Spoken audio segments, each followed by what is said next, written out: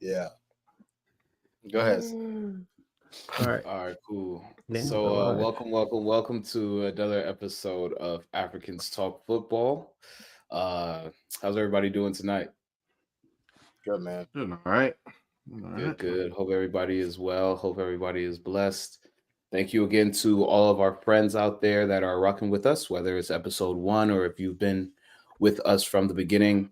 I know it's been we've had some friends out there that have been hitting me up. Even I want to shout out my boy Zion, the Manchester City fan. He watches us religiously every week, so I want to say thank you. He posted a story on Instagram today saying, "Where's the episode? Where's the episode?" I know Shout it's a out little bit. Zion. Shout out. I, It's I all know it's a game. little bit later in the week, Z, but we got you, boy. We got you, my guy. It's coming. It's coming. We've had some people on vacation. Want to say shout out to Baby K who turned one this week. Our Yes, friend sir. Salam's daughter turned one this week, so we had to make do. We had to make do. Absolutely. But again, shout out to all of our friends, all of our supporters out there, and we're gonna come back right at you with the real. We had a lot of games, being that Champions League was back this week as well. Kind of just wanted to jump right into it. We can start with the Champions League games since they're the most fresh, starting with the games that we had today, since we had Arsenal and Manchester United play today. Um, Two very different results, two very different games, to be honest. Mm. And we'll do the VAR conversation a little bit later, but we'll, as we do traditionally, the losers do start. So we'll begin with the Manchester United game, um, collapse versus Copenhagen, which is honestly a perfect header for kind of what happened today. First 20, 30 minutes, United buzzing. Two goals by Rasmus Hoyland. Started off, going crazy. I think he has 5 goals in 4 games in the Yep. Champions League so far this campaign. Hopefully they can Still stay in the amazing. Champions League this campaign, because after today it's looking like slim pickings for them. Yep. Started off 2-0, and then the red card, which I know Salam will want to talk about, kind of changed the whole dynamic of the game. Goal was scored shortly thereafter, and then the equalizer 2-2 also in the first half. And then from there, it was just anyone's game. But Manchester United ended up losing 4-3 in very, very, the fashion of which no one wants to see. Comes down to the very bitter end. After going up 3-2, it was tied 3-3, and then the fourth goal coming with, a few minutes left in the match. But Salam, kind of take us through that match. First 30 minutes, you guys are on top of the world, winning 2-0. You think this game is pretty much in the bag, and then the red card happens and game gets turned on its head. Yeah, I mean, obviously the VAR decisions um, severely impacted the game, but I mean, aside from that, it's frustrating because, like you said, it's like we lost that game twice, giving up the 2-0 lead and then going up 3-2 and then also giving up that lead as well too. So, um, I think when we got the red card, um, the manager should have made a decision, in my opinion, just based off of where we were at in the game, who these players are, and what their mentality is like. Um, I think that Amrabat should have came on as soon as the red card came. Should have taken Ericsson out. As soon as we got the red card, we were peppered with pressure. Couldn't cope, and then that's how the first goal goes in. And then Amrabat does come in. We end up getting the goal, going up 3-2, which is good. But again, we can't. For whatever reason, we can't hold leads. We don't defend very well. Our defending was very, very poor. So yeah, it's frustrating because I felt like we lost that game twice. Um, I really don't want to put this loss on anybody. I think it's a collective effort. But I mean, come on. I think Diego Dalot at the end was obviously visibly very winded. Um, And I mean, now that we've had like a little bit to kind of, reflect and just kind of watch the game kind of over, at least the highlights, it's like, this guy has played almost 90+% of every game we've had this season, which leads me to my next point. He should have came off as well too, just visibly, like you could tell he was winded. He couldn't even close down on the last goal. I don't know why he's at the back post and he chooses to kind of stand there, similar to what Virgil did against United when Sancho sat down Milner. He was just arms behind his back, just gazing into his eyes, seeing like if he was going to shoot. But I think that and then the goal that goes in before. I mean, I think that was extremely poor on his part. But the in-game management from the manager and from the players was poor. I think Reguilon should have came on for him. If you're gonna play these guys, the way that he does, like you're gonna have to rotate. And I don't know, man. The defending was poor. Varane comes on, he's pouting. So for me, like that kind of reinforces of what I said a few weeks ago about I think that there's a little bit of unsettlement among some of these players. And I'm afraid that we could potentially be going down a route where these players throw their toys at the wall again and say, we don't like him anymore. But this loss definitely, it's a collective effort. Ten Hag definitely has responsibility. I thought the lineup was poor, but hey, we came out and won 2-0. And then from there, the players didn't adjust. The manager didn't adjust. So, yeah. What would you have done different? Like I said, I think as soon as the red card happens, you got to take Eriksen out. You got to put Amrabat in. You have to create some sort of foundation for us defensively so that we can cope with the pressure that they're obviously going to throw at us, going down a man. I mean, being up a man at home. So, I mean, I think, like, bro, we conceded 2 of those goals. We were up 2-0 and then conceded both goals, like, 5 minutes. within a matter of 10 minutes, like within 10 minutes. And it's like, clearly you could tell the players were rattled. Clearly you could tell that I mean, come on, man. Again, it's a collective effort. But Eriksen, defensively, like, what is he doing for us? He's not. He doesn't have the legs for it. He's not going to help us in a situation like that. So, like, I know you're not going to take off Bruno. You're not going to take off Rasmus. You're not going to take off McTominay. Like, he has to come off, like, immediately. And, like, you said Amrabat came on and made a difference. You said you thought the lineup was weak from the jump. Would you just Eriksen out, Amrabat in, or would you have made more changes to the lineup too? I was just saying, like, from what I thought, just looking at the lineup before the game, I was pleasantly surprised with how the game went, given the players that started. Okay, got you. Okay. I looked at the lineup and thought, why is Johnny Evans starting over Varane? Like, clearly there's something there. And I'm starting to question if these players fully respect the manager, because we've seen with multiple players throughout his tenure here, he's unsettled. He's had bad breakups with a lot of players. And if this guy is the next one on the list, then that's a problem. We just got news that Casemiro all of a sudden won't be back until Christmas. Casemiro was also another player that looks frustrated. So, yeah, it's concerning, man. I really, really, really hope that Ten Hag is the man for this job. I certainly think he is. But, moving forward, though, like, what are your expectations? I think as far as Europe goes, I think we're done. I think even Europa League, if I'm being very honest with you. I think that Hold on, would you want to go to Europa League? No. I don't think that this team is ready for that. And listen, this is where we are. I said this a few weeks ago. This is just where we are as a team. This is just where we are as a team. You have to accept it. This team that we played in, this is just a team in Europe. This is not even one of the elite teams. No disrespect to Copenhagen. This is not an elite team in Europe. And look at the way that we crumbled. Any team that goes up 2-0, right? Like, if it was any other team, I don't think that you would be thinking like, yo, we're definitely gonna lose this 2-0 lead.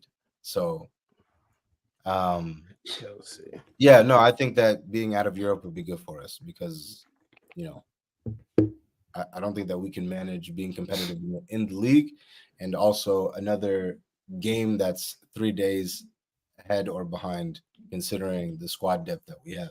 We have a lot of players out, so I think just focusing on the Prem and the domestic teams, we can compete with the domestic teams. Give me I like my chances better with Brighton than going away and facing Galatasaray away. These players are not going to be able to deal with that. So as far as like Europe goes, unfortunately, I think we're done. We're at the bottom. But I feel like you guys are like the type of team though. When everybody counts you out, that's when y'all show up. Nah, Mike, this whole fairy tale thing is done. Yeah, I think it's done, bro. This whole like, oh, we were like, you remember how like, it's like when we beat PSG a few years ago. Yeah, The exactly. Rashford penalty. It's just like, Yeah, this is Barcelona. it's a very false illusion. You know what I'm saying? The Barcelona, you talking about last year? Yeah. But Barcelona, like That's a last big year, one. it's like with these same players though, which is why like I don't understand like where is it going wrong between the players and the manager? This was literally this team last year was like we were a pretty competitive team, and I don't know. Clearly, like there's a little bit of dysfunction somewhere, and Yeah. I think unfortunately it's going to cost. It could potentially cost the manager his job. Yeah, me personally, I think the whole Sancho situation has something to do in all of this. Because, bro, if you're in a team with your boys and one guy gets just, just suspended or just taken away from the team just like that, you can't even go to can't even have breakfast with the dudes. Like, come on. No, I mean I agree. I think this whole Everybody's gonna feel some type of way for real. Like, yeah, I mean like we're all grown men. We should have that yeah. respect, but like. I don't know, man. You got to question some of the relationships that he has with some of these players. Like, you're telling me, like, Donnie can't even get a game, like in a game like this. Donnie Van de Oh Beek. wow, I forgot Wow, I y'all forgot had he's him. still on the I team. You know what I'm totally saying? forgot about him. That's Holy, I crazy. forgot about him. Free like, Donnie. Like some of these decisions that are like, you don't think that we couldn't have used Sancho today? Yeah, I'm not like Sancho. Is he world class? No, but like, could he have Could helped? use I it, mean, yeah. like, yeah, Mhm. like we're playing some of these guys that like I like Garnacho, but today he didn't really do anything. He had a shot across goal, but it's just kind of like he's a young player, but like we can't be relying on guys like that. But I mean, just to conclude, I thought that the VAR decisions were extremely poor. The Talk first about Rashford's red card. Yeah, talk about the that first one. one, Yeah, we got to talk about the red card a little bit. So obviously, two big decisions: the red card and the handball, which gave them their first couple of goals. I mean, in the group chat when it happened, we kind of had a big discussion about it. But as far as VAR and how it's been used thus far over, the multiple leagues, Champions League and the Prem, specifically in Champions League today, what do we see? What do we feel? Because I mean, we've talked about VAR, I believe, twice already this season, both coming after big decisions. And I feel like the integrity of the game it's going. Arteta over the weekend had his whole A spiel, and disgrace. now, he had his whole spiel, and then Postecoglou, sorry if I butcher his name, after the Chelsea game, kind of had a differing opinion, but now we see it used in, Champions League in Europe, and it's ruining the game. It is. Whether you would like to make a firm stance on it or not, it's ruining the game. Personally, I believe so. So, with the Rashford red card and then the handball that led to the PK, what do you believe that VAR has to do, with those decisions? I mean, I personally think that the Marcus Rashford red card, I think that there was Or an image that they were looking for, and that was the image that that was the image that they were looking for, and that's what they found. And it's unfortunate because, I mean, where did you want him to put his leg?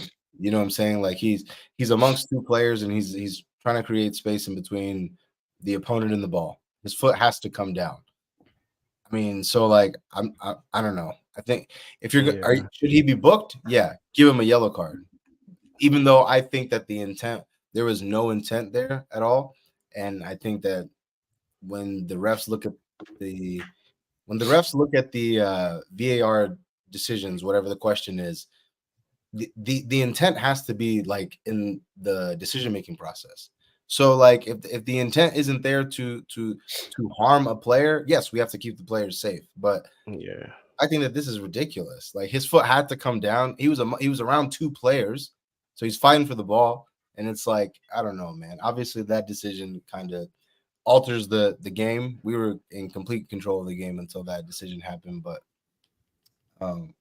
yeah, I just thought that they had an image that they were looking for and they found it, and it's unfortunate. But the second one, I mean, hey, as soon as I saw it, Second one, no. I knew it was going to be called, because if you're going to call the first one, the second one's definitely going to be called.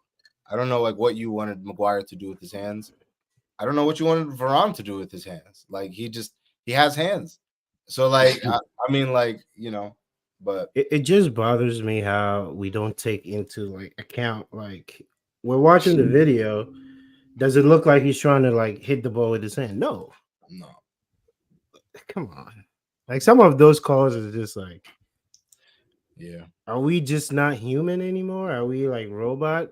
How is he supposed to put his hand on his back and defend at that point? Like that quickly. Like everything is happening so quickly. Like how do you expect him to just his hands disappear? Even the one on Copenhagen, the guy was not even looking at the ball. Yeah, for sure. Maguire I mean, even that one though hits too. his Like hand. You have to give that one after you gave the other one. That's so go ahead. So I saw something on Twitter today, and then we can hop off VAR and kind of go to Arsenal today as well.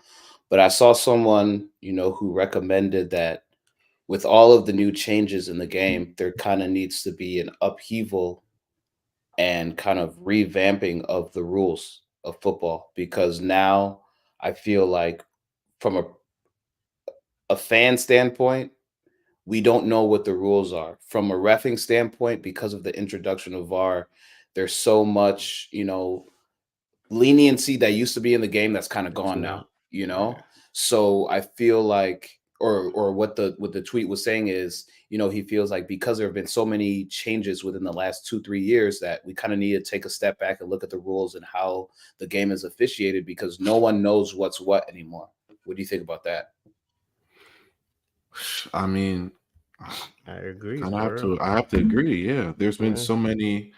The football rules haven't really been changed too much. I mean, we've seen sub changes, we've seen VAR and stuff like that, but like the actual like in match things, the in match rules really haven't changed at all. And there have been a lot of additions to football in these past couple of years. A lot of changes, a lot of people testing new things and how to change the game of football. And it's like, well, if you're going to evolve in certain ways, also the rules have to evolve too. Everything's going to change. You see the NBA constantly changing rules and changing things to for the better of the game. And I think football needs to find a way to change some of their rules. I think they changed the handball rule a little bit, and certain things, but they changed the offsides rule a little bit as well, like not being the end of the the end of the jersey and stuff like that. So they've changed some things, but let's be completely real. I mean, we've all played football all of our lives. We've all watched football all of our lives. Handball has always been a question mark from jump. It's been a question mark, and specifically handball.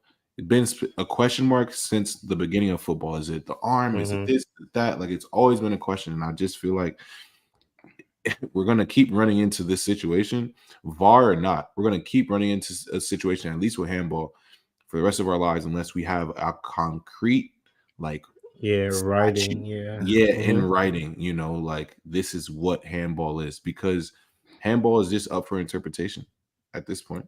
Offsides is very concrete, everything else is pretty concrete. Now when you add VAR into it, it has a different mix, but I would say out of all the rules, handball is one of those rules that is always up for interpretation. It just depends on the ref or whoever, who's reffing that day. So I just feel like there needs to be Crazy. an evolution of the rules and an evolution of the language that's that FIFA writes, because like like Arteta said this past weekend, bro, all of our teams worked way too hard, put too much time in, too much effort in for One these guy to calls just to change the trajectory of a season, or change the trajectory of a match. They put in too much time and effort, bro. Like it's actually it's ridiculous, and it's all across the board too. It's not just, I mean, it's worse in other leagues than one, but all across the board it's inconsistent, and it's like we need to find some type of consistency. There needs to be a consistency within it. And I feel like football has found consistency within other rules and other things, but VAR and handball are two things that are very inconsistent across the board, and we need to find some type of consistency for that, or else this is just gonna continue. We'll be here every single week arguing and upset about VAR and handball and this and that and the third. So there needs to be evolution, updates to the rules. Yeah, I mean, handball's, like you said, is always going to be up for interpretation, but like it's just, I don't think that there's really that many rules that need to be really applied to this game. I think that this game is so like great that straightforward. There is really nothing that you really need to add or enhance, enhance like the experience. I think the only thing that you have to look at is obviously the offside rule. I feel like they showed a very efficient way, a very like fair as whatever in the World Cup, actually. Yeah, in the World Cup. So like and you're taking the human element out of it. Exactly. Yeah. So there is no like interpretation. No, this is very black and white. These cut and dry. Yeah. If there's there's technology a foul, but some of these serious fouls, and it's just kind of like, I don't know, man. It's just like it just seems like we're in it for like the ratings and the drama. Of just you know what I'm saying. And these guys were like the one guy. Who was the guy that you said in the group chat? He got suspended. Now he's back. Anthony Taylor. Anthony Taylor. And he gets given the biggest game of the week. Yeah, Man City, Chelsea. Like wow. Like, so he gets suspended, and then he goes to the championship. In the 1 week he gets demoted, he gives up a very controversial PK, which is only controversial because the media wants it to be controversial. The man didn't get touched, and now he's back to ref one of the biggest games of the week, Chelsea versus Man City. So it's like, again, there's no real checks and balances for these referees. I feel like you say you get demoted, but then you're back to your regular job the week later. And then, there's no real consequence. They can make as many bad calls, or they can miss as many calls as they want. And it seems that there's no checks and balances.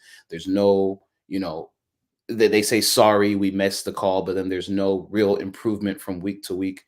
And so I feel like that is the main issue here with the there's no consistency. And then we don't really know what the calls are, because from week to week, we see handball called one way, and then we see red cards called another way. And so it's, for a fan, it's tough because you don't know what the rules are anymore. And for the coaches, I can understand why somebody like Arteta is going the way he is, because these are real people playing real games. They work hard. Just like Gabriel said, these guys are working hard to do their very best to get results. And sometimes your best isn't good enough. Like they say, sometimes it's better to be lucky than to be good. But, VAR will be one of those things that we'll keep seeing for weeks to come. But Arsenal keeps moving in Europe. After years of not being there, they look comfortable. 2-0 win today. Goal and assist by Saka, or was it just goal? Goal and assist. Yeah, goal and assist by Starboy, just living up to his nickname, Starboy. Talk about it, Gabriel. How did you feel about today's match? I felt good. This is a team that we struggle with. I think we lost them earlier no, we didn't lose. I think we drew them earlier in We beat them in Champions League before? Martinelli. Oh no, yeah, it was 1-0. It was 1-0, yeah. But I don't know. Sevilla is always a tricky team to play. They're always good in Europe, whether in Europa League or Champions League. I feel like they're always decent. So yeah, I was just happy to see my boys, really we really dominated the match. They really didn't have too much going forward. Martinelli was on a madness. The right back who didn't know what to do with him. He just had no pace. He just kept running past them. But yeah, no, it was good to see Saka get a goal and an assist. Great patches of play for the first goal, and then second goal, composure, beat the defender, and great finish. So yeah, no, honestly, I really don't have too much to say about today's match. I just feel like it was a match that we really, really needed. And we needed a win. We needed a convincing win, especially just because, we did take 2 losses in our last 2 matches. We lost against West Ham in the League Cup. We lost against Newcastle in Premier League. So, Yeah. we needed a win. We needed to get back to our winning ways, and we needed like a convincing one. And this was for sure a convincing win, like dominated from top to bottom. From the moment the match started, we were on them. We didn't really let up at all. And, we held possession and we had the better of the chances. And they really didn't have anything too threatening going forward. So, yeah, no, I really like today's performance. I really don't think there are any. I mean, Asaka played well, of course. He got his goals and an assist, but I don't want to say that there's like a whole bunch of standout performances, or I don't think there are a whole bunch of bad or negative performances. I just think it was a very good overall team win that we needed. And yeah, we're top of the table in Champions League. We're still not through. So, we still need to get one more win to propel us to, actually get through in Champions League and get us to that knockout stage, which I think we will do. But it was just good to see my team go out after 2 losses, and get a win. And it's not, these matches aren't easy. It's Champions League, everyone's are up for it. So even though we're at home, it gave us that advantage. But it's easier said than done to go get a win. Yeah, Sevilla's a tricky team. Yeah, they're always tricky, man. They're always tricky. You know what I mean? They haven't won the Europa League for no reason. You know what I mean? And back in Champions League. So yeah, man. I'm happy about today's win. Yeah. Touch on Newcastle's game. Though. Touch on that Newcastle. Yeah, I didn't know if we were gonna. Before we hop hop into the Prem. Before we hop into the Prem, because we could talk about that in a second. I wanted to ask. So, I mean, this is your first time back in Champions League after over 5 years, and after last year, the success that you guys had in the league, the success that Arteta's having with this team, how everyone seems to be buying in, everyone looks like they're firing at the right time. What would you count as success in Europe this year? I know you guys aren't through, but you guys look very, very. We can almost say that you guys are through. What would you count as success in Europe this year? Hold on, ask him, Cornelius. Just ask him. No, because ask him. No, because they're not there yet. Because no, why not? That's crazy. Do you think that? Do you personally think Arsenal is the best team in Champions League right now? No, I wouldn't say so. I don't. No, I wouldn't say so. Whoa. I wouldn't say so. So for me, for a team that hasn't gone this far in this tournament in a long time, I just want to see what he measures as success while we're still in the group stages. Later down the road, if they get to quarters, if they get to the semis, then we can start talking expectations about that. Expectations right now, while they're in the group stage, while they're firing, they're on top of the table. What does he see as success? Okay. If I'm being completely honest, well, to answer your first question, no, I don't think we're the best team in Champions League. Let's just get that out the way real quick. I don't think we're the best team in Champions League, but I will say that I do think we're in the top 3 or top 4. I definitely think that. And so we're saying City, we're saying Madrid. Top 3, top 4. I was about to say, so at that point, I personally, no, let me land. Can I land, please? Let me land. Okay. Let me land. So, I personally think, let me start. I personally think that we're at least top 3, if not top 4, one of the best teams in the Champions League currently. Now, Champions League really only falls on how really the cookie crumbles. you can get great draws going all the way to the final, and you can get terrible draws going all the way through. So it's really how the cookie crumbles, right? But if I'm being honest, I think we're one of the top 3 teams, especially completely healthy when we have all of our players. I for sure think we're one of the Can you best give teams us in the top Champions League. 3? Ooh, I like that. I would say City is over us. I would Mhm. put Madrid over us. Those are 2 teams right now, 100%. If we're not 3, you can say PSG. You Bayern. can say PSG You're better than or Bayern. Bayern. You can say PSG or Bayern, but Dortmund? honestly, I think You're 6. no. Honestly, Absolutely not. I don't think it's a bad take, except for I think top 4, yeah. Top 3, it's Top you 3 and is tight. Bayern. Top 3 is Who am tight. I? But Yeah, top who am 4, I I think picking? we're one of the best, one of the top teams. You Now, think you're better than AC it's Milan? yes. I think we can be Yeah, yes. yeah. Stop Arsenal's it. better than AC Yes. Milan. Yeah. Yes, Okay. I think we're beating Milan.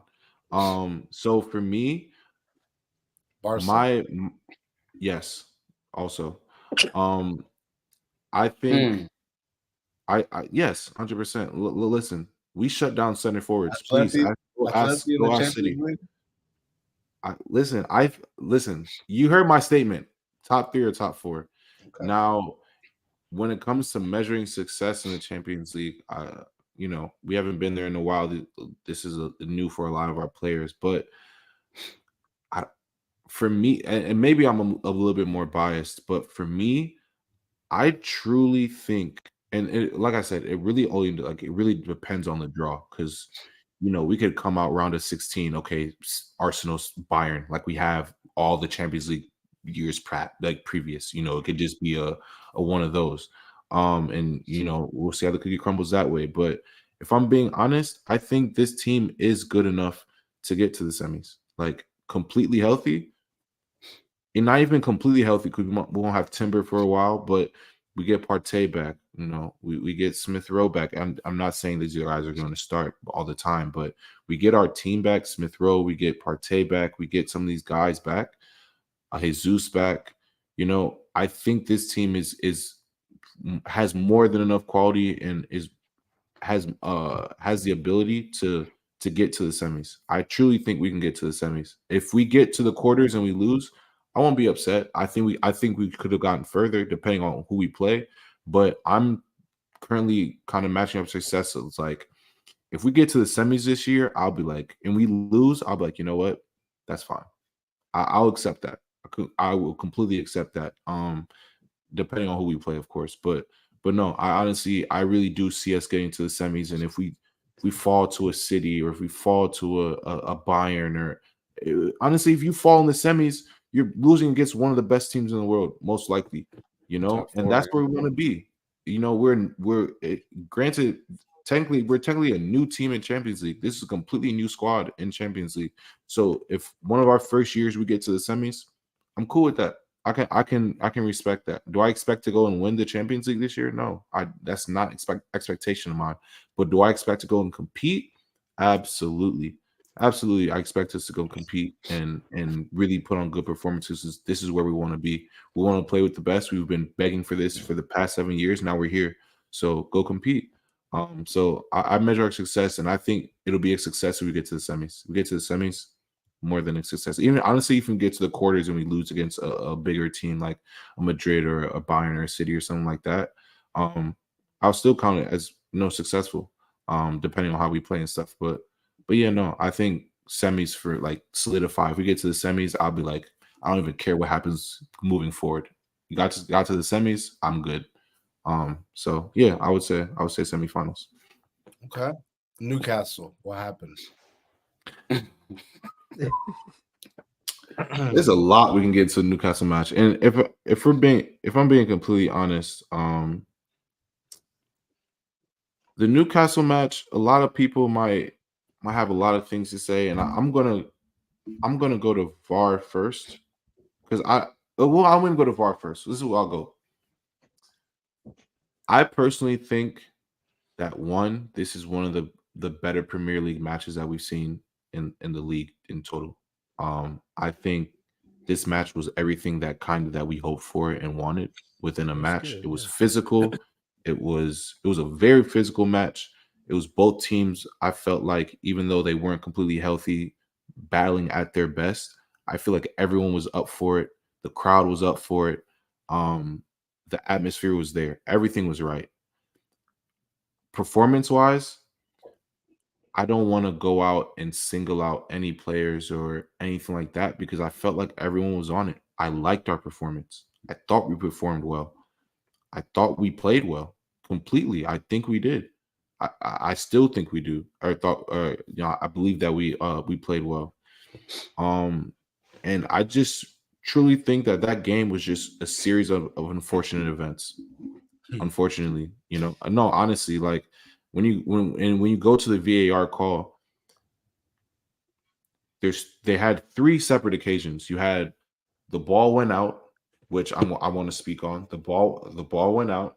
You have the foul on Gabriel, and you have the offsides.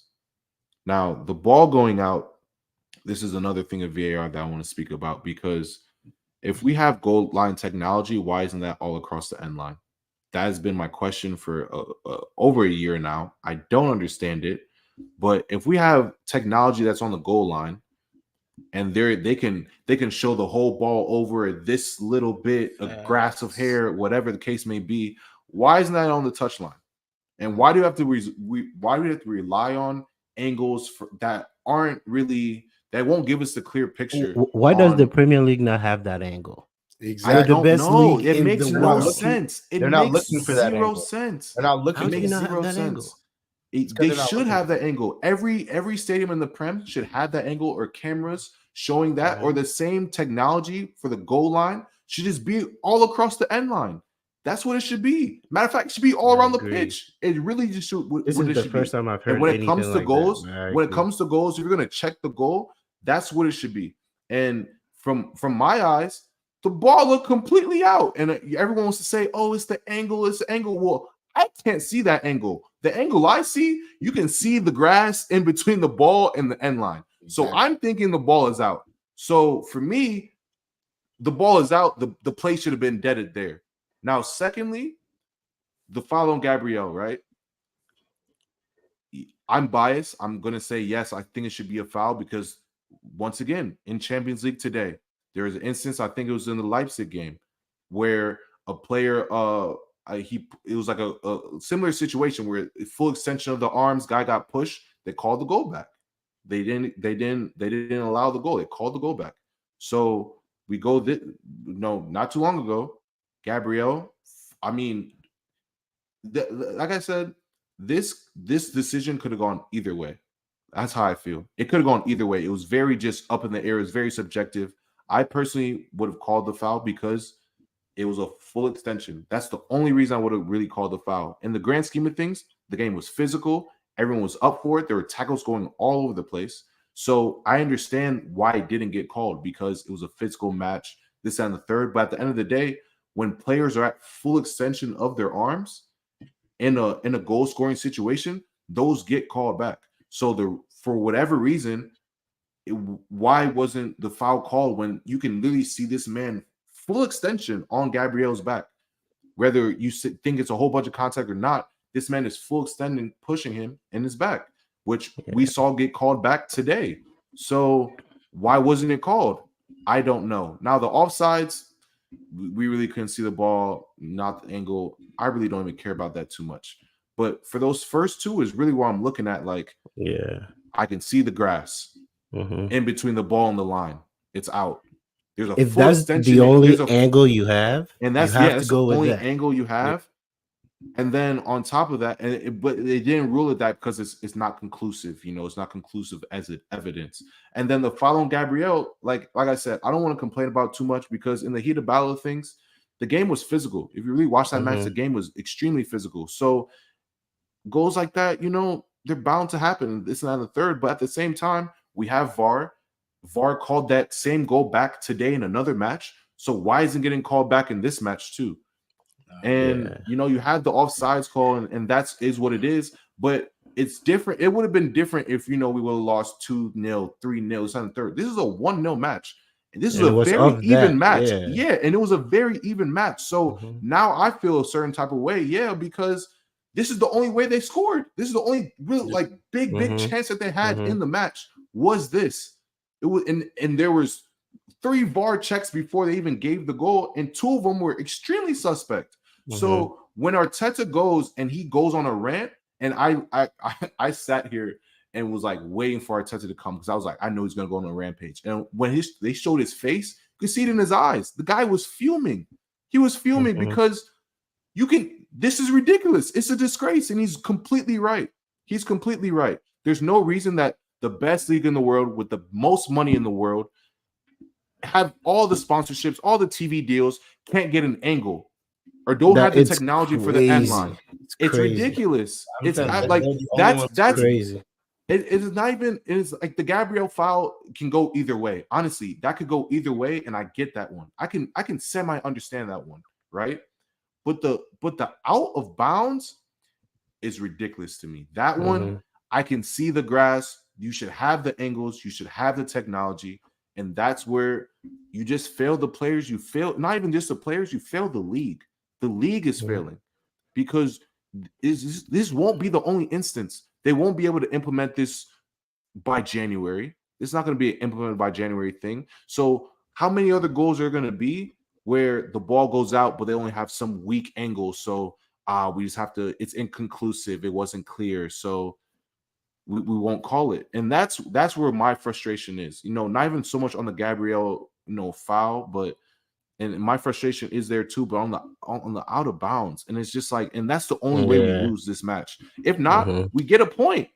If not, we get a point out of this match. So that's where my frustration lies. I'm not. I have a question for you. I'm not mad at the players. I'm not mad at the manager. I'm not mad on any of that. I'm just mad about really, truly the VAR and just the state of the league and the technology and how the league is currently failing. Just the teams, and it's frustrating. So yeah.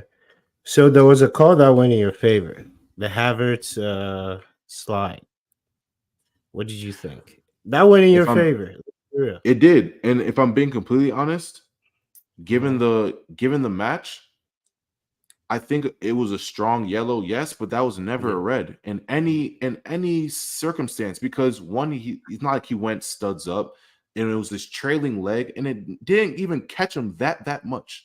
It caught him for sure. It was definitely a foul. It was late, 10,000%. But given the gratitude of the game, what was going on, that wasn't the only tough tackle. That wasn't only the bad tackle. Like, it went in our favor, but I don't think I ever should have been called a red. If it would have been called a red, I would have been fuming on here today. I'm not even gonna lie, I would have been fuming. But no, I think the Kai Havertz call was correct. They got that one right.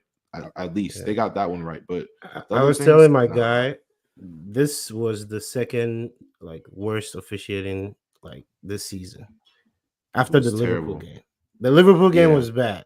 The Liverpool Tottenham game, but this one, I was like, man. Yeah, man. I read something today that said the most red cards ever given in a Premier League season is 50. We're on pace for 85. So take that as you may. Just take that as you will. But we're on pace for 85 this year. That's insane. And crazy. A third into the season. And imagine, I mean, they didn't have VAR back in the day, but some of these tackles that guys used to put on guys back in the day. Daily, bro. Like, some of these tackles are just like child's play. Roy Keane wouldn't be able to play this. Vidic. My mind goes to Vidic, bro. Straight. You're right. Oh my goodness, man. So, but yeah, man, it's just to wrap up, I have no complaints about our performance this past weekend. Absolutely none. I thought we were up for it. We played well. It was just, unfortunately, Cornelius said in the chat best, it was how the cookie crumbled. And unfortunately, it just crumbled in one of the worst ways for us. And, we won't be the only team that's hurt by VAR this year. Every team's going to get until VAR gets fixed, there's going to be the table that is with VAR and the table without VAR, and it'll be completely different, these tables, So, it's just something that, unfortunately, we're on the short end of the stick this week, and we have to take it in stride. But I don't think it takes away from our performance, and I think Arteta was completely correct in saying that the performance and everything else was there. It was just the officiating that I feel that let us down. So you just gotta take it in stride. Yeah, tough 1-0 loss, over the weekend to a very good Newcastle team who's, they're fighting. They're also in Europe this well, or this year, so they're going to keep fighting, because they want to they want to come back and be the Newcastle of old, the Newcastle that was fighting for top 4 every year. Another team that wants to be one of those teams that continues to stay in top 4 every year with another 1-0 match this weekend was Manchester United with a late winner by Bruno Fernandes in the 90th minute. Salam, how was that Fulham match? Because I know you were probably biting your nails until Bruno got that goal. Because I was ready to be like, you're going first. Yeah. Yeah, I mean, I feel like every game with United this season has been the same, especially in the Premier League. I think Mike said it in the group chat. Like, when was the last time, if you can remember, United having a good performance this season? There could be a lot of I guess issues that kind of go into that. Yes, we do have injuries, but we still don't have an identity. Some of these players still don't look interested. If they had a better keeper, that ball doesn't go in. So I mean, I don't really take too much from the win. I think that it was great for Ten Hag just so that he could quiet some of the Nice. the noise about Ten Hag out. I know that, it's funny. A manager hasn't been sacked in the Premier League this season yet. Usually, Wow. usually by now one is gone. Yeah. Gone. Facts. That's Facts. And that's how the media. That's how the media, make their money. But, yeah, I'm glad that he was able to kind of dead that. He's actually the quickest manager to get to 50 wins in Man United history. That's crazy. No way. Yeah, and we've had Sir Alex Ferguson here, and he did it in about 70 some games. So, or I don't know, 70. I don't know what the actual record was, but he got to 50 wins before Jose, Sir Alex, and all these other guys. So, That's crazy. but no, I don't really take too much stock into the win. I think great for Bruno. Unfortunately, he disappeared today, so it didn't really matter. Yeah, I mean, I think Champions League is top 5 now, right? So I think we have a shot. We're only 6 points off of Arsenal, 6 points ahead of Chelsea, and I think a lot of points off of the first place team. But I think it's going to get a lot worse before it gets better here. So speaking about Ten Hag, over the last few weeks, there's been a lot of noise surrounding him. There's been some Ten Hag out people. There's been some supporters of him. What do you there are people who didn't think he'd last till January.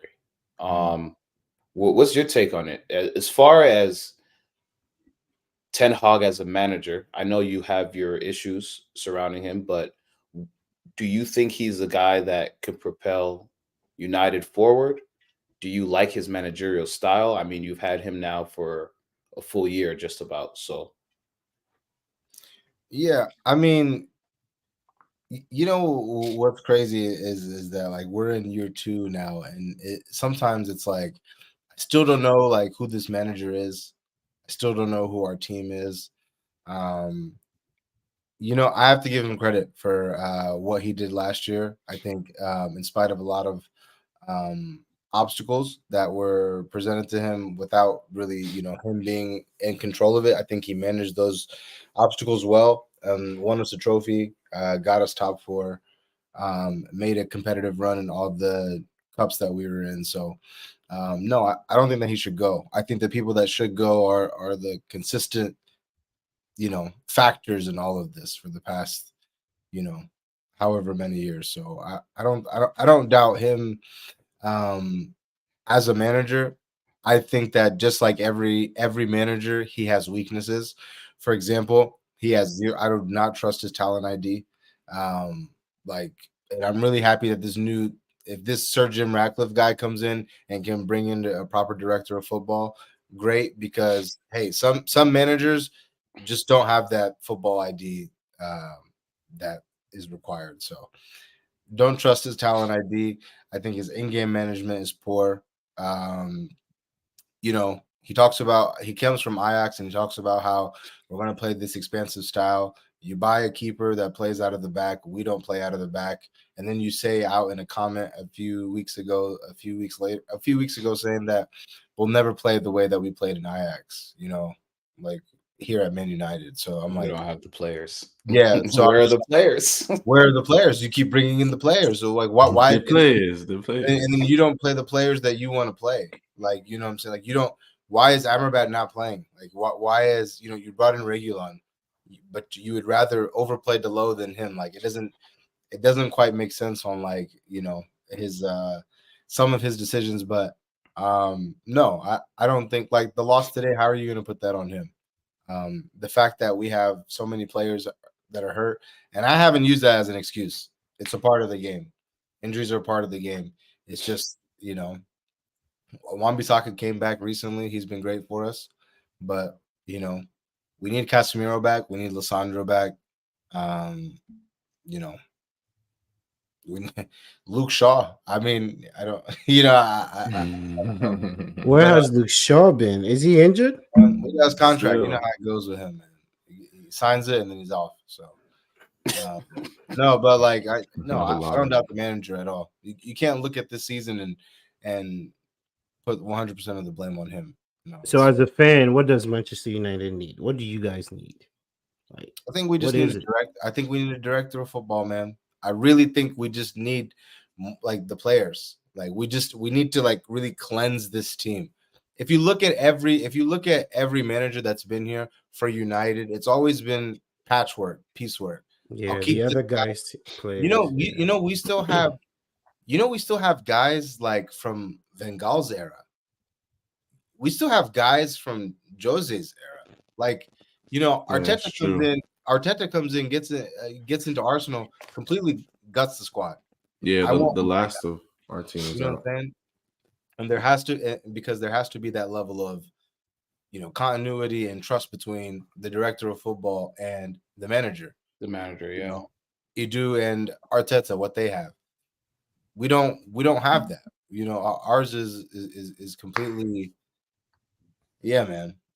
So that's I feel like that's really what we need. We just need better players, man. You look at some of these guys that are playing, like, come on, man.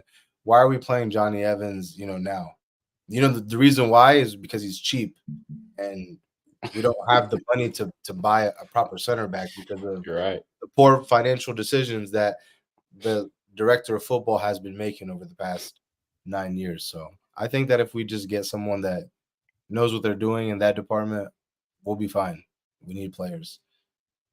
Before we get off United, I know in the media, there have been reports that Ten Hag has been having like, one-on-one meetings with players to try to regain, just some control and some control in the locker room, you could say, for lack of better terms. My question is, do you think he can get the locker room back personally? Like, do you think with this group of players, moving forward, do you think he can get them back on track and get them, I guess this sounds bad, but get back in good graces with the players? I just don't I personally just don't feel as if, and I'm saying this as a coach as well too, and I don't coach at the level as Ten Hag is, but I just feel like I don't need to be gaining your what I'm saying, like what relationship back. You play for me. I'm the manager here. You know what I'm saying? I think that the problem at Man United is that, hey, we showed this with Jose. Man United has shown that they are pro players, not pro manager, right? Because the players are essentially what make the money, not the manager. We fired Jose Mourinho because Paul Pogba was complaining, and Marcus Rashford said he was mean. Like these guys, come on, man. Like I don't think that. First of all, I think that article is rubbish. I don't think that he needs to do that because I look at the team today, and this team looked like they were fighting. fighting for the manager. So I'm not gonna say like no. I don't think that he's lost anything. Look at what they did last year. When they score look at the players' reaction, look at the manager's reaction. So I 100% believe that everybody's on the same page. I just think that a lot of the players that we're expecting to play well are not playing well, and a lot of the guys that we're expecting to step up are not stepping up. A lot of the guys that, what's funny is that all these guys that he's bringing in are not good enough, so we keep seeing more of the players that we've already seen before. Where is Mason Mount today? Did you see? I don't know if you guys saw it. I challenge you to watch the last goal. Mason Mount just comes on. He's too, I don't know, tired to close down on the pressure to win the ball back. Like that, come on, man. Like that, it's a fundamental, like some of these guys are just not up for it. And it's like he has to be held responsible for some of the players that he's brought in. But come on, man. Some of these guys are just not up for it, man. Like, where is Bruno? That's our captain, Hello. Like where is like What's up? Like it's just kind of like Onana. Like I'm just I don't know. I can't. Today they didn't help him though. Today they didn't help him. No, today didn't help him. They didn't help him at all. The Black Bart Simpson. Shout out Maguire though. Shout out Maguire. That's great. Maguire was playing his ass off today. No, man. The Black Bart Simpson, man. That's great. Same haircut. Yeah. But no, but yeah, United's going through their rough patch. Seems like they've been going through their rebuild now for 5 years. It must be tough. Though. It must be tough. It's just, I'm telling you, man. We just remember what Ragnick said. We need open heart surgery. Yeah, you need to do what Chelsea just did. We need players. Man. That's what you need to do. Yeah. But like even like with your point though, Mike, it's like that's a good segue into Chelsea, but it's just kind of like you have to buy into what's going on there. Is it going to look pretty right now? No, but like that, hey, like we do have a plan. We're going to go with these young guys, and we're not going down the commercial route, I guess you would say. With some of these guys that I guess we used to would get, but you just gotta buy in, man. True. Talking about buying in, we definitely bought. we definitely bought. Chelsea versus Tottenham. Last match of this past weekend. Actually played on this past Monday.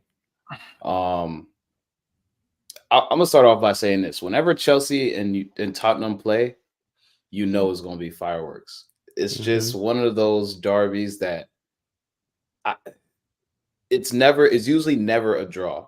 And I was actually just looking back at our past, like 3 or 4 years. Last year was the only time we drew them. And even that draw came with controversy. It was the Cucurella hair pull on the corner, and then there was a re-corner, and then Kane scores, and there's fireworks at the very end of the match. Conte, right? There's the whole the handshake gate between Tuchel and Conte, and there's just always something. This year, it was the red card early. It's just always something, and this is actually one of the matches I look forward to. I know it's Tottenham Stadium and not White Hart Lane, or what we used to call 3 Point Lane anymore, but for some reason, whenever I play Tottenham, I just expect 3 points. And I said that last week. I said, I don't know. I said, I don't know what's going to happen, but I fully expect to get a result. I said, I fully feel that we'll get 3 points. If we don't, I didn't feel like there was a loss in our future. And as much as I would love to say that I love the win, I hated it. And I know this is going to, probably fall on some deaf ears, but this Chelsea team still just, I know it's going to take, I know we're in our growing pains stage right now, but this is one of the games that didn't give me any confidence that we're taking a step in the right direction. I mean, we're up 2 men for the majority of this match, and somehow weren't able to get that second goal to put, us in the lead until the 78th minute, 79th minute. And then even then, We're still up 2 men. They get 2 set pieces, which they easily could have scored on both. Eric Dyer with a beautiful finish. He was a touch offside, thank God. And then, 2-3 minutes later, they get another foul with another chance to score to, possibly equalize at 2-2. And the whole time I'm, working from home, just stressing in my room while I'm supposed to be working, looking like, yo, can we put this game away? Can we find this third goal? Can we put this game away? And for me, it's a good thing that we did get the win and we're able to move. But at the same time, this Chelsea team is frustrating because we have games against Liverpool to start off the season where we draw, and you say, okay, maybe we can do well. Then we go through our rough patch. We come back. We get 3 wins in a row. We see Arsenal, a game that I fully believe we still should have won, 2-2 draw. Okay. So I'm looking at us saying against the top teams in the league, we get results. And even though we did get a result against this Tottenham team, the result was not in the fashion that I would have liked it. This game easily could have been a loss. It easily could have been a loss. So as much as I would like to say I love the win, for me, it was just one of those games I was happy to get out of. And, this is one of those games that we'll look back and we'll have a lot to learn from. That's pretty much all I have to say, because for me, it wasn't one of those games that I want to harp on really, but I want to hear what Mike felt. I mean, it was for a 4-1 win. There was nothing. They didn't give us anything. I mean, Nicholas Jackson hat trick, but the most fraudulent hat trick. You was gassing it earlier. Don't hide on camera. No. I mean, I will. That's all we have. That's all we have. I will. I'm going but gas. It's the weakest hat trick I've ever seen in my life. Literally, he even had a chance to get 4, and then he skies it over the top, and Mudryk didn't. That's why Mudryk didn't celebrate. It took us to the 74th, 75th minute to get the second goal. Yeah. Yep. Postecoglou was playing the high line. People were going crazy. Oh, why is he still playing the high line? As a Chelsea fan, you know how I saw it? He doesn't respect us. He's egging us on. He doesn't respect us. He just doesn't respect us. Bro, that game should have been easily 8, 9. Easily. 2 red cards. And what did we do? 4. First half. I mean, you take the 3 points or you move, but I wasn't impressed. I mean, that's all I can say. I just wasn't. This is one of those games where you expect Sterling to go off. This is one of those games where you expect your big players to play big. And we have to, get a lucky Nicholas Jackson hat trick at the end of the match. He scored in like the 93rd and the 95th, where their 9 players had dead legs. They're not trying to get back. At this point, they're playing a high line. We had so many offsides. It's like their high line was at our half. We essentially were in our whole half. So how are you going offsides? And for me, it's one of those things where for Pochettino, if they didn't have hours on hours of film, for me to come this week, I better see improvements, because, the biggest thing for me is if a team is going to play a high line against you, just get the ball to the quickest players. We subbed on Mudryk. He didn't get the ball as much as he should have. Bro, we have Sterling on the outside. We have Nicholas Jackson against 2 less men, and we're still not able to put a goal in until the 70, whatever minute, and then finally get those 2 at the end as consolation. But, kudos to Nicholas Jackson on his hat trick. I can't remember the last time a Chelsea player got a hat trick in the league. So that's, hats off to him. But I really have to say, I respect this Tottenham team. Vicario is looking like one of the best keepers in the league this year. I mean, there were a lot of shots that he saved that truly saved them from being 7-8-0. I'm glad 7-8-1. Vicario is I have to hats off to him, man. He is a world-class keeper. He's serious. And that whole team, I mean, I don't know what Ange is doing over there, but he actually has this Tottenham team bought in, looking extremely, extremely difficult to beat. Extremely difficult to beat. And had it only been 10 men that we were playing against, I can't say that we get the I can't say we get the win. I truly can't say we get the win. And so I'm not of the school of thought to say we should be embarrassed to have only beat them with 2 men extra. But at the same time, it is embarrassing to have 2 extra men and still have to fight that hard to beat a team Struggling. that obviously was tired at the end of the match, second half.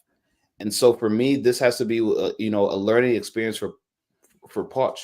This has to be a learning experience for him, because these are the matches that you put away early and then just coast, take off your good players, have them rest, because now we have to see City. So if we're struggling against a Tottenham team with 9 men on the pitch, when we're paying in our toughest stretch of games thus far, we just saw Tottenham, we saw Arsenal a few weeks ago. Now we're seeing City still have to play against a Newcastle team that looks very, very good. These are the games that I'm glad that we're able to get through with a win. But I'm looking forward and saying, okay, we're 10th on the table right now, but we're only 5 or 6 points off, top 5, top 6. These are the games that we need to put behind us, but also grow from, because these aren't the games that give us, that as a fan now, these aren't the games that give me a lot of confidence in saying, oh, we can go into City and get a result. Because for me now, looking at this past match, I don't know how we're going to go up against City. No, I think they're coming to the bridge. I might be wrong. No, I know they're coming to the bridge, but my point is, it doesn't give me any hope. It doesn't give me hope. These are the games we want to build off of. When we were going into Arsenal and we had that 3-game win streak, what did I say? I said this is going to be a tougher match for Arsenal. This is going to be they have to come to the bridge and they have to get a result against us. I felt great against that Arsenal match. 2-2, sure, I'll take the result, but I truly felt that we were going to win. Now, when we're going into City, a team that I put on par with Arsenal, as they were the 2 teams fighting for the league last year, I don't know how we're going to go. And that's, as a Chelsea fan, you just want confidence. You just want confidence when you're facing these top 4 teams, when you're facing a Manchester City, when you're facing an Arsenal, when you're facing a Tottenham. You just want confidence that you can go in and get a result, whether it's home, whether it's away, whether it's on a neutral ground. You just want confidence, because historically we're a team that invokes fear. When we go into some of these pitches, there's no fear anymore. And that's okay. We've had 2-3 years where we've been on a slump, but I just want to get back to the point where people have to respect us. And Mike, you said it best. When you're paying a high line, when you're down 2 men, it's disrespectful. It's honestly very, very disrespectful. That's how I took it. I was like, bro, I thought it was very naive. I know that, I guess he won a lot of brownie points, but nah, man, I just think that was very naive of you. It was disrespectful, really. But that's he didn't respect us enough to think. I mean, honestly though, I take it. It's not even naive. Salam, come on, he knows what he was doing. He knew exactly what he was doing. But Salam, let's be real though. Let's be real. This is a Premier League manager. This man knows exactly what he was doing. He was literally being like, I don't have the respect for you to come at me. That's literally what he's saying. Two men down. You remember when Ragnick went 2-2-2-2, 4-2-2-2? How long did that last? Because he realized, oh shit, this is different here. It's not working. I'm sorry, buddy, but I know that you won a lot of brownie points with your fans and everything, and I like the enthusiasm. I guess you showed a lot of grit. He had nothing to lose though. I think it was completely naive, especially after if you go down 1, okay, we can still have a go at you. Okay, I respect that. Down 2, go back. Who are bro? Come on, man. You lucky that it was if that was a better team. And that's the point. That's the whole point. That's the point. If that's a better team, disrespect. They lose by 8 goals. If that's City, if that's Arsenal, he's not doing that versus us, bro. He said it in the post game. He said, "We're always gonna have a go, mate." And I was like, "Well, then you're gonna get destroyed, mate." And I don't believe that. And I truly, and I know he said that in his post game. Yeah, I don't believe exactly. That. I don't. He's not. He's respecting Pep more than that. He's respecting Arteta more than that. He's not doing it. He doesn't respect us because he thinks, oh, this is just Chelsea. This is just Chelsea. Yeah. And luckily we were able. I mean, I said it in the group chat. I didn't expect to win. After we got to the 60th minute, 70th minute, it's still 1-1. I'm like, yo, where is this goal coming from? Now, when you were up 2, Sterling. I was like, that's when we finally went up 2, I still wasn't convinced. They tied the game. Happened? Eric Dyer tied the game. If it wasn't for him being maybe a couple inches offsides. Oh man, you guys are funny, man. You know what I'm saying? No, it sounds funny, but it's real life, bro. Like I truly did not feel confident until we scored the 4th. That's when I felt confident. It's gonna be a that 4th goal at the 95th minute was when I was like, okay, we finally won this match. Yeah. Because even up 2-1, there was still no confidence in the squad that we were going to go out and get the win. And so for me, I just want confidence in the team. I'm starting to see an identity. What did I say when we first started this season? The only thing I asked is that we find an identity early and that we get back to being the old Chelsea, the Chelsea that even if we win 1-0, we know our defenders are going to defend and we'll find that goal somehow. I'm starting to see somewhat of an identity, but this was a step in the wrong direction for me. This past match was a step in the wrong direction. And, we'll take our wins. I used to say winning cures all, but not all the time. You know what I mean? Like this was one of those wins where I didn't feel great about, but it's good to get, finally a win against a top 4 team. You could knock that off the bucket list. The Bowley era. You could knock that one off the bucket list. December 6th, you guys come to Old Trafford. It's going to be a bloodbath. One of the most. It's going to be a funny game. One of the most fraudulent Man United Chelsea games. It's going to be a funny game. Literally ever. That's going to be a 3-2. It's going to be a Onana blunder, and it's going to be a Sanchez blunder. It's going to be who has the better keeper that match. You can honestly already write that game. Just start at 1-1. Just start at 1-1. Yeah, might as well. Both teams will score. It'll be like Mudric's cross or Cornelius said it was a shot. Cornelius said it was a shot. I'm a down that hill. Nah. Predictions, man. Yeah, man. So predictions. Who do y'all see this week, United? Shit. I think we see I want to say what is it? Luton? No. Yeah, we do play Luton. We play Luton. Where? At Luton? No, it's at Old Trafford.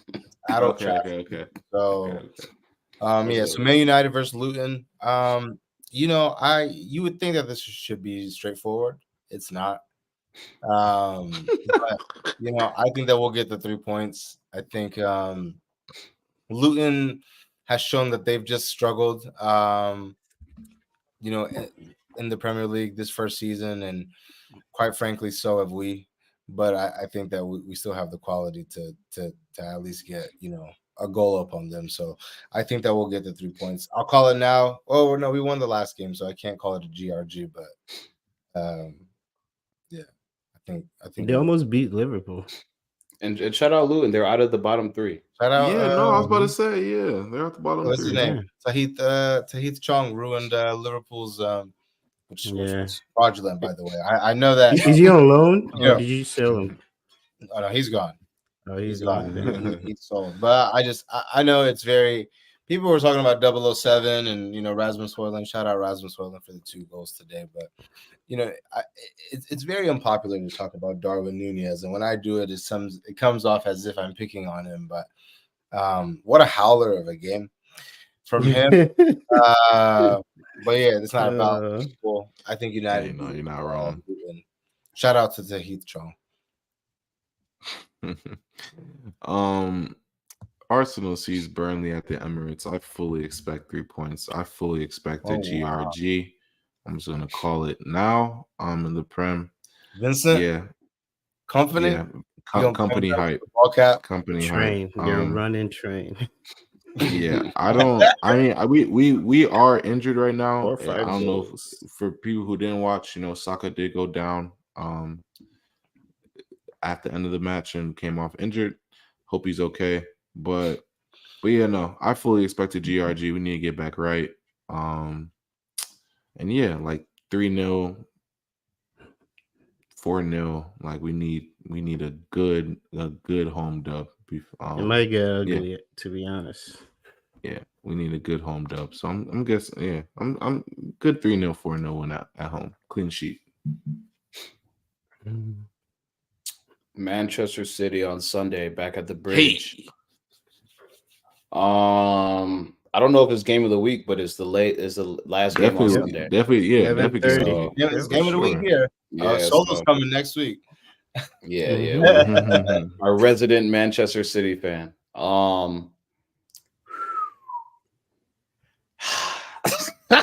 Mike. Hey, so just imagine this scenario here: Erling Haaland versus Robert Sanchez. No. Let's say We're still one of the teams he hasn't scored against. You know, That's true. fact. Okay, That's Mike. true. We'll see if you're singing that same tune next week. But anytime score 1-1, man. I'm going 1-1. Who scores for you? Nico. he's gonna keep this goal streak on. Yep. Nicholas.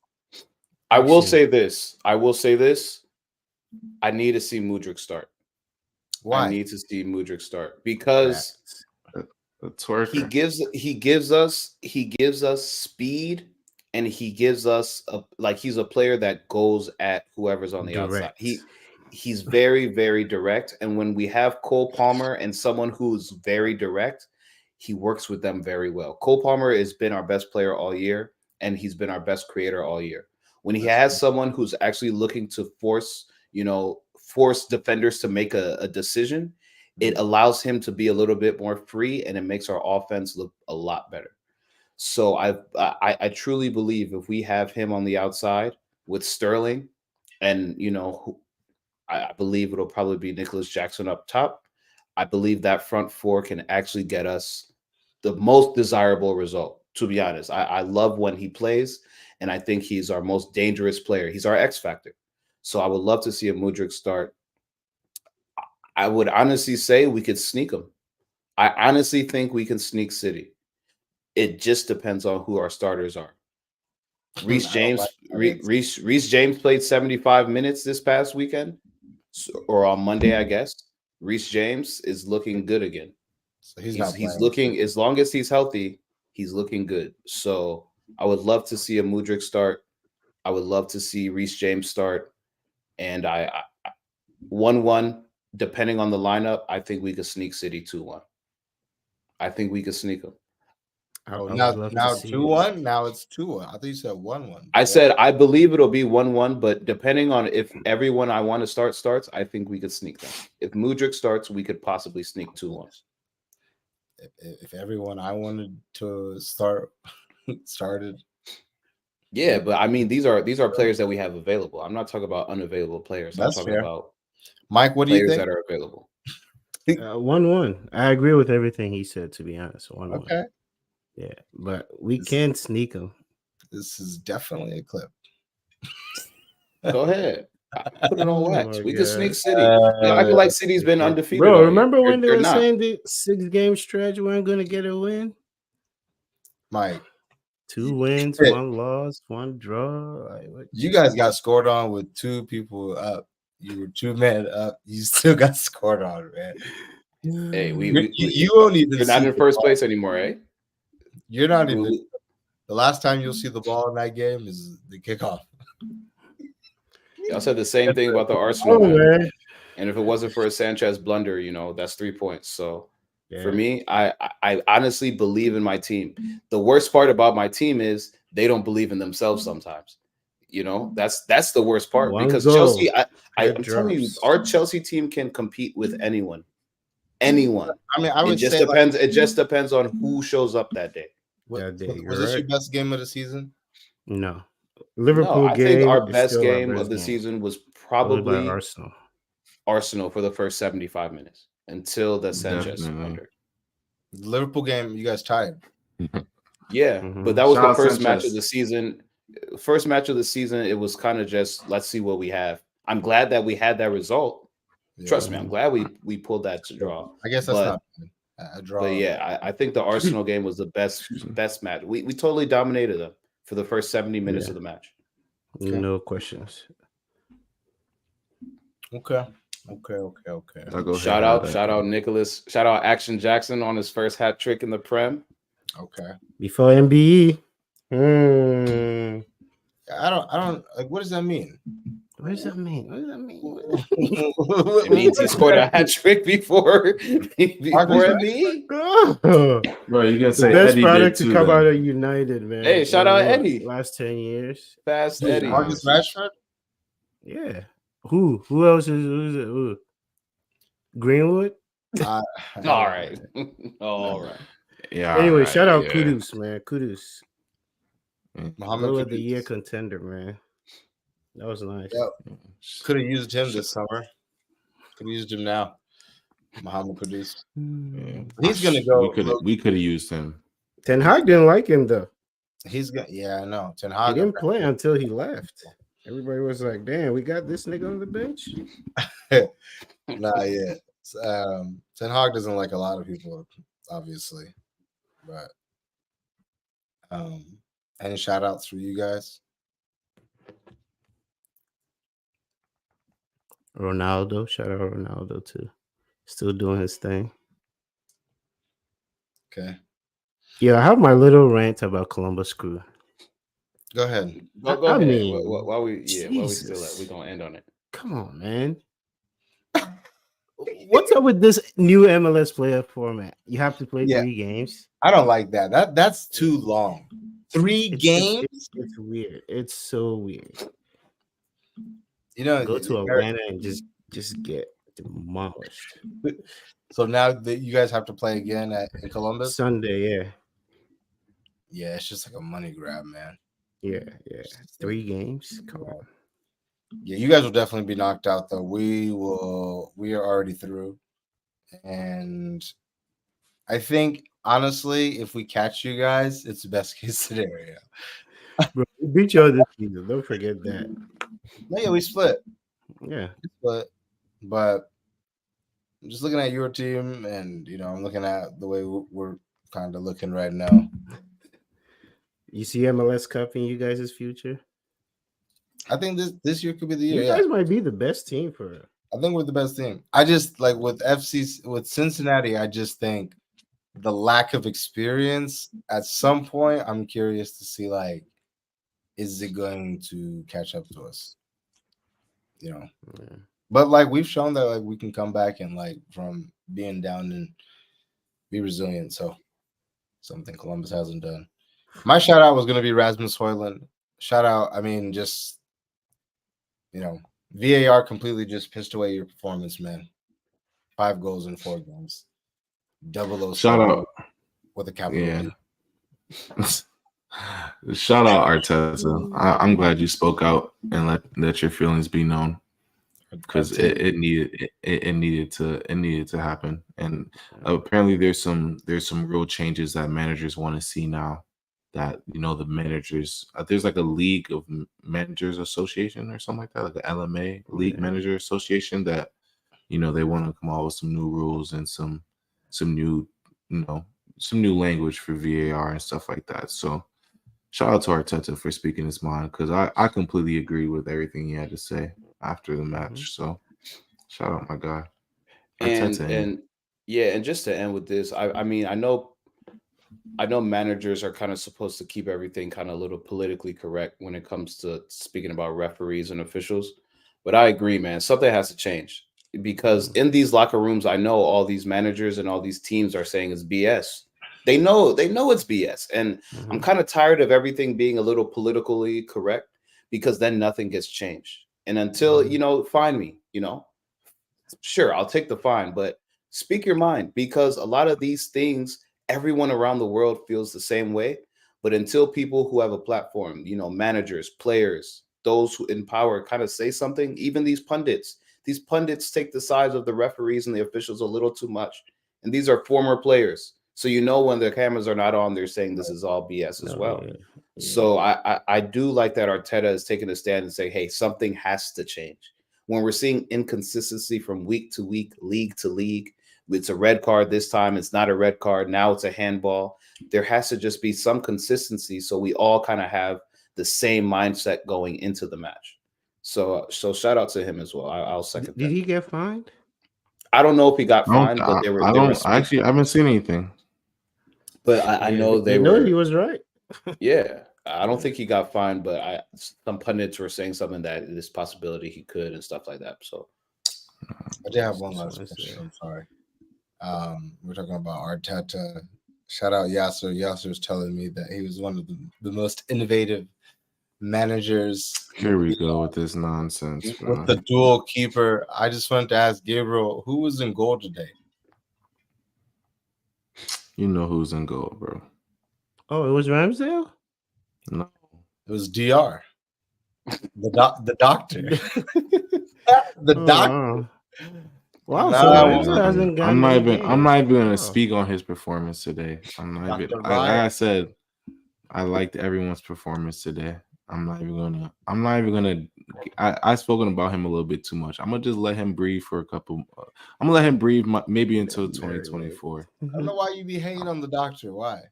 He's the Bro. best keeper you have. I'm telling you, Bro. He came in and immediately took his spot. You know what I'm saying? Like, you know what I'm saying? No game. That's a manager thing. Just like Kai Havertz came in and he's starting and doing all this. This is a manager's decision. Once the manager has control of what goes on. So that's a Arteta thing, and that's just something I'm gonna have to live with. But if I'm being completely honest, this is, like I said, this is not someone that personally I don't think he's raised the level of our team. When Ramsdale came in, he raised the level of our team. Our team got better when Ramsdale. I can agree with 10,000%. When this guy came in, what I was sold on and what we were sold on, I don't see. Well, the I just don't. The crosses, man. He gets the crosses. The crosses, but that's not what I was sold on. What I was sold on was this is a ball-playing goalkeeper. He's great with his feet. This on the third. I don't even want to speak Don't about believe it, the hype, man. but today I saw this guy had an easy clip out to Ben White and overkicked it. Bro, I can't tell you how many times Ramsdale did that. I swear to you, I can't tell you how many times. And he had some moments, but bro, when for me, it's like if you're gonna bring in somebody, especially like a keeper, like a very, a keeper, it's a very very strong position to bring someone in for. You know what I mean? There If you're be gonna no bring questions. in a keeper, they should no question be better than whoever you're dropping. For me, you're not better. Like there's not a clear. Oh, you're nah. It's not clear for me. It's very gray area, very blurred lines. So shout out Raya, but bro, go back to Brentford, bro. Give me Tony, bro. Oh, wow. Just give me Tony, bro. Yeah, Kepa was sitting PKs, by the way. Shout out Kepa. Shout out Nuno Espirito. Nuno got sacked. Oh yeah. Really? Yeah, Etihad. Wow. I know he didn't. I know him and Benzema weren't getting along. Yeah. Apparently, he wasn't getting along with the team. Yeah, it wasn't just Benzema's team, but that's wild. Keeper managers, man. I don't know, man. It just. What do you think? Is it like the big man mentality? Like, hey, I'm the boss. You know, it's just like when you've been a keeper all your life, you've been in the back. Nobody really spoke to you, so I feel like now you have your little, podium. Yeah, so no, Mike, I honestly agree, bro. Like keeper managers, like if you look back, it's just yeah, it hasn't been a really good one. High key weak. You didn't cut it as a player, and now you're taking it out on me. Yeah. Oh man. You know what's crazy? He was on that Porto team under Jose that won the Champions League. Yeah. Oh yeah. Serviceable. Wow. What position was he? Keeper. He was a keeper. He was a keeper. Yeah. He was a keeper. That's what I'm saying. Yeah, that's what. These keepers, man. Was he a better keeper? Was he a good keeper, or was he like? I don't think he was starting on that team. No, I don't think he started on that Porto team. No. He wasn't like no. El Habsi. El Habsi. Oh, how did I know you were gonna go there? That's so funny. Do you guys remember El Habsi? Mike, the only Oman keeper to play. Bro, he played for every Premier League team. Yeah. I don't remember. He's always making. of He was from Habsi. Oman. Bro. And he was low key I got some good. research to do. Yeah, Habsi. But yeah, man. All right. Now I'll just keep it. Okay. Appreciate everybody for tuning in.